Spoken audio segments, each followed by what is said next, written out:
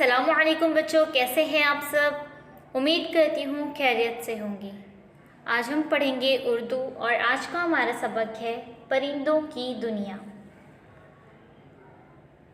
हमारे मुल्क में छोटे बड़े रंग बिरंगे परिंदे पाए जाते हैं।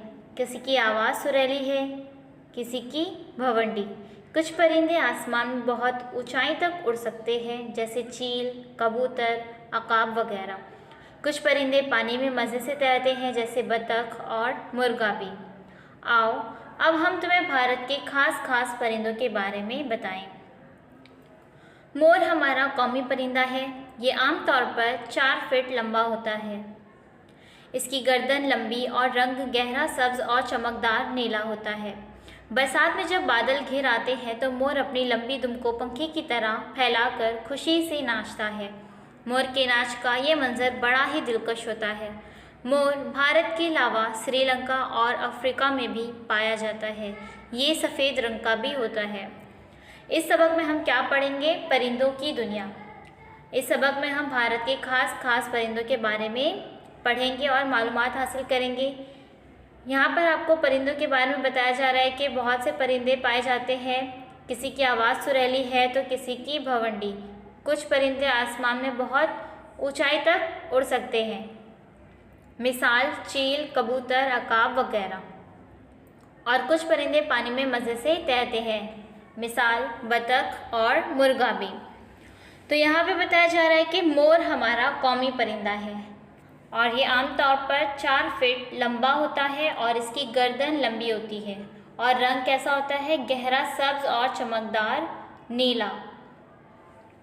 बरसात में जब बादल गिराते हैं तो मोर अपनी लंबी दुम को पंखे की तरह फैलाकर खुशी से नाचता है और मोर के नाच का ये मंजर बहुत ही दिलकश होता है, बहुत खूबसूरत होता है और बड़े छोटे हर कोई इसे देखना चाहते हैं नाचते हुए।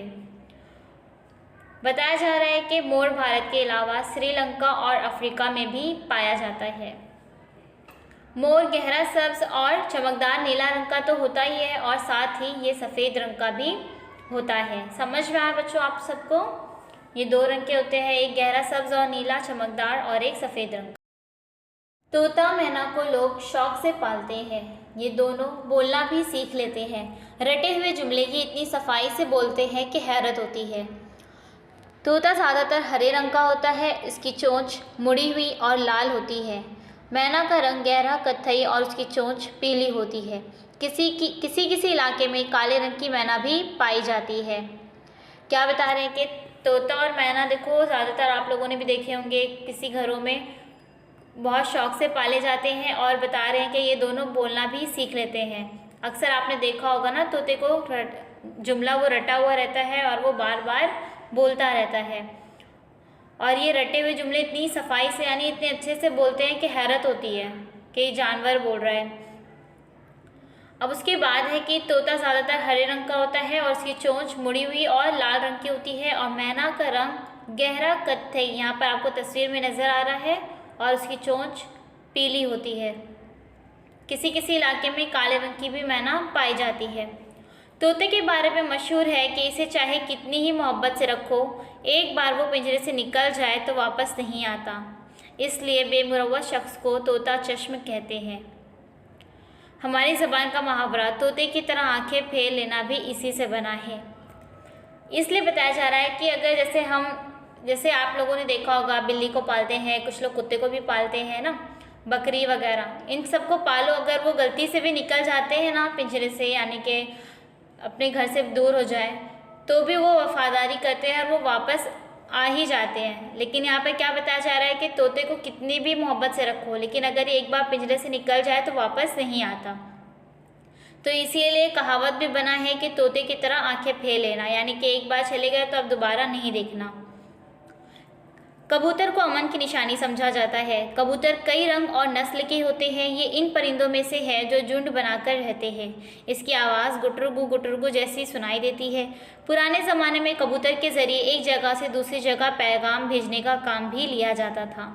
कबूतर को अमन की निशानी समझा जाता है और कबूतर बहुत सारे रंग और नस्ल के होते हैं और ये वो परिंदे हैं जो झुंड बनाकर रहते हैं और पुराने ज़माने में कबूतर के ज़रिए ही एक जगह से दूसरी जगह पैगाम भेजा जाता था। मुर्गे और मुर्गियाँ पालतू परिंदे हैं। मुर्गा सुबह सवेरे बांग देकर हमें जगाता है। मुर्गियों से हमें अंडे मिलते हैं। मुर्गा का क्या काम है? वो सुबह सवेरे बांग देकर हम सबको जगाता है और मुर्गियों से हमें अंडे मिलते हैं। बगला, सारस और हंस एक ही तरह के परिंदे हैं। बगले की टांगें, चोंच और गर्दन लंबी होती है। यहाँ पे बगले के बारे में बताया जा रहा है कि उसकी टांगें, चोंच और गर्दन लंबी होती है और दुम छोटी। समझ में आया बच्चों? बगले नदी के किनारे रहते हैं। ये बड़े सीधे साधे नजर आते हैं, लेकिन मौका मिलते ही मछलियों को हड़प कर जाते हैं। ये बताया जा रहा है कि ये लोग बहुत सीधे साधे, मतलब बगले जो है वो बहुत सीधे साधे नज़र आते हैं, लेकिन जैसे ही मौका मिलता है वो मछलियों को फ़ौरन अपने कब्जे में करके खा लेते हैं। सारस सफ़ेद होता है। इसके ऊपरी हिस्से पर कुछ लाल पर होते हैं। उड़ने से पहले सारस को हवाई जहाज़ की तरह ज़मीन पर दौड़ना पड़ता है।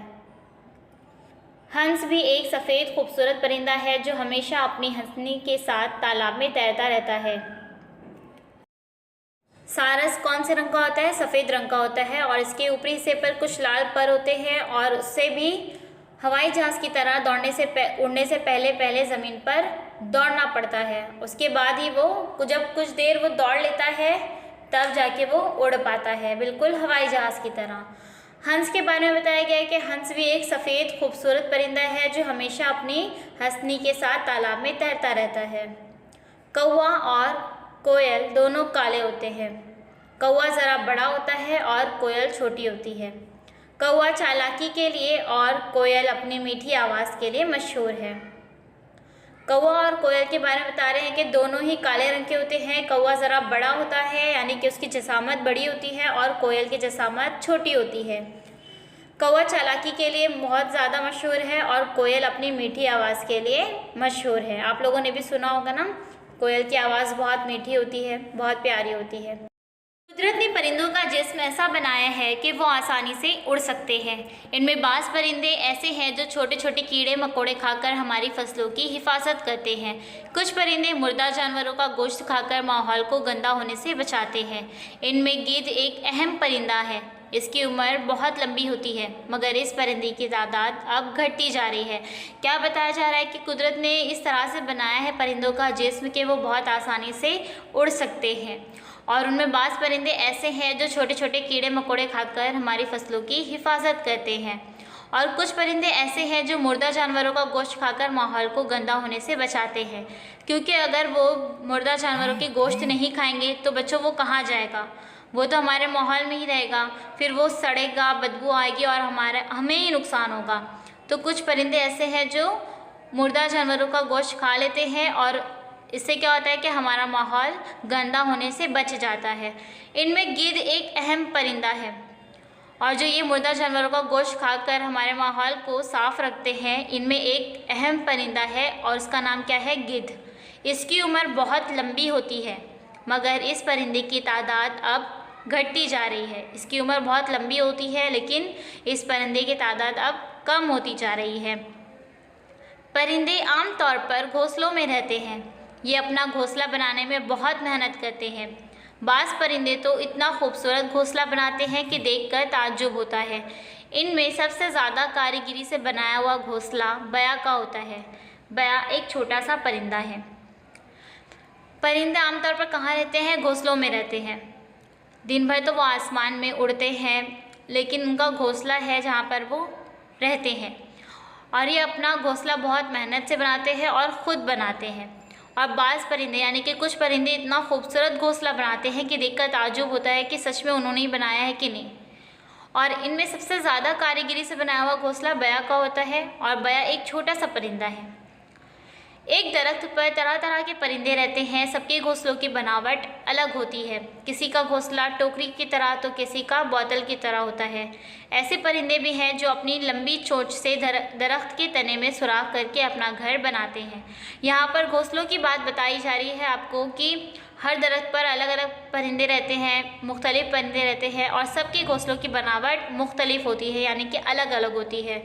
किसी का घोंसला टोकरी की तरह होता है जो आप अक्सर देखते हो, और किसी का बोतल की तरह होता है।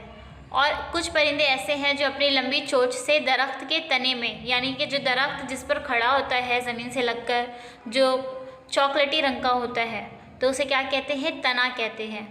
तो कुछ परिंदे अपनी लंबी चोंच से दरख्त के तने में सुराख करके अपना घर बना लेते हैं और उसी सुराख में रहते हैं। बच्चों, ज़रा सोचो कि इन खूबसूरत परिंदों के बगैर दुनिया कैसी लगती। सोचो आप कि इतने सारे जो परिंदे हैं हमारी दुनिया में, मुख्तलिफ़ परिंदे हैं और सबके अलग अलग अंदाज़ हैं। अगर ये खूबसूरत परिंदे नहीं होते तो दुनिया कैसी लगती? नाचता मोर, कूकती कोयल, बोलते तोता मैना, पानी में तैरती बतखें, हवा में उड़ते कबूतर और चहकती चिड़िया देखकर कितना मज़ा आता है ना? आप लोगों को भी कितना मज़ा आता है ना? नाचता मोर, कूकती हुई कोयल, बोलते हुए तोता मैना, पानी में बतखें जो तैरती है वो आप देखकर कितना खुश होते हो, हवा में उड़ते हुए कबूतर और चहकती चिड़िया जो सुबह सुबह हमदो सना करती है, चूँ चूँ चूँ चूँ करती है, तो ये सब देखकर हमें कितना मज़ा आता है। ये परिंदे हमारे माहौल को खुशगवार बनाते हैं। हमारा फ़र्ज़ है कि हम इनकी हिफाजत करें। बाज़ देखा गया है कि बच्चे निशाना लगाते हैं, है ना, परेशान करते हैं। अगर कहीं चिड़िया वगैरह आकर बैठ जाती है तो वो उसे उड़ाने लगते हैं। तो बच्चों, ये अच्छी आदत नहीं है। इनकी वजह से हमारी दुनिया इतनी खूबसूरत लगती है। कोयल की आवाज़ सुनने मिलती है, नाचता हुआ मोर देखने मिलता है, हवा में कबूतर उड़ते हुए नज़र आते हैं, सुबह सुबह चिड़िया की चू चू आवाज़ आती है, तो कितना अच्छा लगता है ना। इनके बगैर जो हमारी दुनिया है वो खूबसूरत नहीं होगी, इतनी ज़्यादा हसीन नहीं लगेगी, है ना। तो इसीलिए हमारा फ़र्ज़ है कि हम इनकी हिफाजत करें। तो उम्मीद करती हूँ कि आपको ये सबक बहुत अच्छी तरह से समझ में आया होगा और आपको ये सबक बहुत ज़्यादा पसंद भी आया होगा। और ये भी उम्मीद करती हूँ कि आप आज से ये सबक पढ़ने के बाद से आप परिंदों की हिफाजत करेंगे। अगर वो आपको कहीं नज़र आए तो आप उसे परेशान नहीं करेंगे, है ना। कुछ लोग, बच्चों को देखा गया है कि वो उसे परेशान करते हैं, है ना, तो वो बेज़ुबान होते हैं, तो उन्हें इस तरह परेशान नहीं करना चाहिए। तो आप उनकी हिफाजत करेंगे, है ना। जल्द ही मिलेंगे एक नई वीडियो के साथ। अल्लाह हाफिज़। Please subscribe the channel and press the bell icon.